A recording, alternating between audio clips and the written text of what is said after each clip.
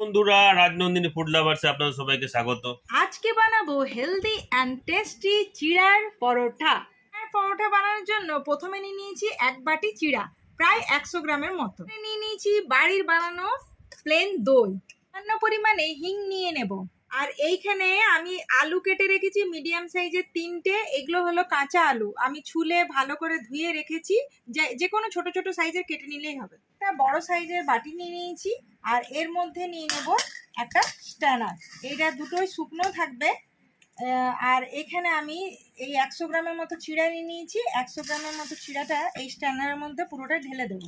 এরপরে হালকা চেলে নেব, আটা যেমন চালে না ওইরকম চেলে নেব। যদি কোনো নোংরা গুঁড়ো থাকে তাহলে এই বাটির মধ্যে এটা পড়ে যাবে। তো এই দেখুন চিড়াটা চেলে নিয়েছি, আর চিড়াটা চালার পরে বেশ পরিষ্কারই লাগছে দেখতে। তো এই দেখুন, হ্যাঁ আমি এই জন্যই চেলে নিয়েছিলাম। দেখুন বাটির মধ্যে যা যা গুঁড়ো হালকার মতো নোংরা থাকে সেটা পড়ে গেছে, এটা আমি ফেলে দেবো। এখন আমি চিড়াটা চালার পরও একটু তাও পরিষ্কার কাপড়ের মধ্যে মুছে নেবো। ওই জন্য একটা কাপড় নিয়েছি, এটা সুতির কাপড়, পরিষ্কার করে ধুয়ে রাখা আর শুকনো। তারপরে এই যে চিড়াটা যেটা চেলে নিয়েছিলাম সেটা পুরোটা এটার মধ্যে আমি ঢেলে দিলাম এই শুকনো কাপড়ে। এরপরে হালকা করে আমি এটাকে এইভাবে একটু ছড়িয়ে ছড়িয়ে এইভাবে হালকা হালকা করে মুছে নেব। চিড়ের মধ্যে যদি কোনো নোংরাও থাকে এরপরও তো বেশ পরিষ্কার হয়ে যাবে। তো মোটামুটি আমি ভালো করে মুছে নিয়েছি পুরো চিড়েটা, দেখতেই পাচ্ছেন, কারণ চেলে নিলাম আর মুছে নিলাম। আপনারা বুঝতেই পাচ্ছেন এটা শুকনো থাকবে, সেই জন্য আমি ভেজাইনি। এবার চলুন আমি এটা মিক্সারের জারের মধ্যে এই চিড়াটা দিয়ে আমি গুঁড়ো করে নেব। তো দেখুন আমি চিড়াটা গুঁড়া করে নিয়ে চলে এলাম। তো যথেষ্ট গুঁড়া হয়েছে, দেখুন অনেকটা আটার মতো, মানে যেমন সেই দরদরা সুজি এরকম থাকে না ওই জিনিসটা। আমি হাত দিলে এরকমই বোঝাচ্ছে, তো আপনারা দেখে বুঝতে পারছেন একটু হালকা সেই দরদরা ব্যাপারটা থাকে ওই রকম, কিন্তু যথেষ্ট পাউডার মতনই হয়েছে। তো এইভাবে গুঁড়োটা হবে, আর এই গুঁড়ো চিড়েটা এই বাটির মধ্যে দিয়ে দেবো আটার মতো, যেমন আমরা আটার পরোটা তরোটা করি এরকম আটার মতো দেখুন হয়ে গেল। এরপরে এই মিক্সারের জারের মধ্যে এই কেটে রাখা যে কাঁচা আলুগুলো আমি ভালো করে ধুয়ে নিয়েছি, এই আলুগুলো এর মধ্যে আমি সমস্তগুলো দিয়ে দেব, আর এটাকেও আমি ব্লেন্ড করে নেব। তো এই আলুগুলো দেওয়ার পরে আমি এখানে দিয়ে দেব মোটামুটি 2 থেকে 3 চামচের মতো বাড়ির বানানো দই। তো দেখুন মিক্সারে এই আলু আর দই যেটা রেখেছিলাম এটাও দারুণভাবে পেস্ট হয়েছে, দেখতেই পাচ্ছেন। তো এই যে চিড়ে গুঁড়োটা করেছিলাম এর মধ্যে আমি আলু আর দইয়ের যে পেস্টটা ওইটা অল্প অল্প করে আমি দিয়ে মেখে নেব। তার আগে আমি সামান্য পরিমাণে একটু হিং দিয়ে দেবো, এ দেখতে পাচ্ছেন। স্বাদ মতো নুন দিয়ে দেব। এর মধ্যে দিয়ে দেব গোটা কাঁচা জিরে আর দেব জোয়ান।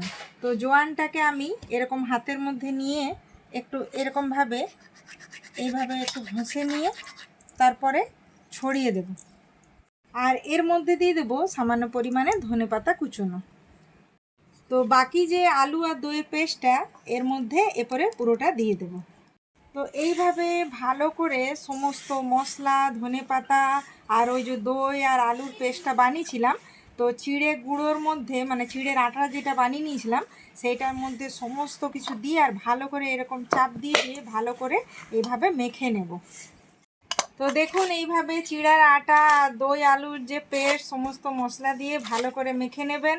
আর যারা ঝাল পছন্দ করেন এর মধ্যে কাঁচা লঙ্কা কুচি কিংবা চিলি ফ্লেক্স কিছু দিতে পারেন, যেহেতু আমার বাচ্চারা খাবে ওই জন্য আমি এটার মধ্যে ঝাল দিইনি।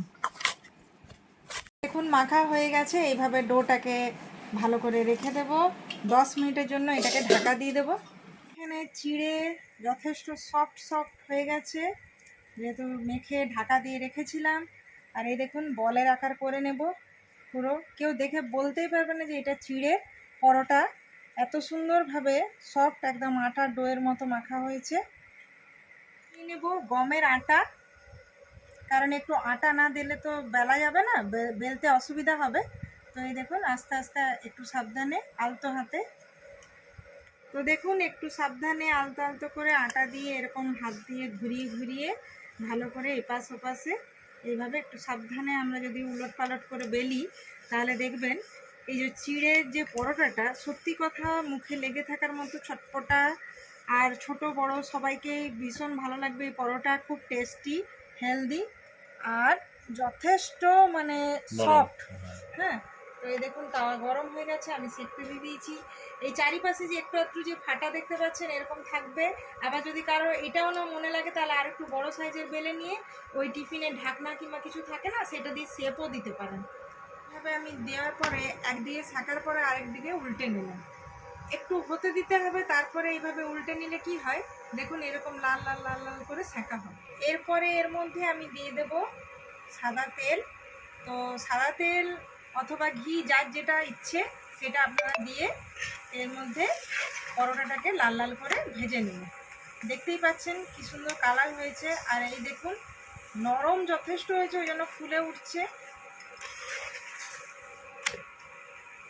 দেখুন যথেষ্ট হেলদি পরোটা, বাড়িতে অবশ্যই টিফিনে হোক কিংবা রাত্রেও হোক, যেমন হোক আপনারা যখন খুশি এটা বানিয়ে খেতে পারেন। আর এটা বানিয়ে এমনি শুধু মুখেও খাওয়া যায়।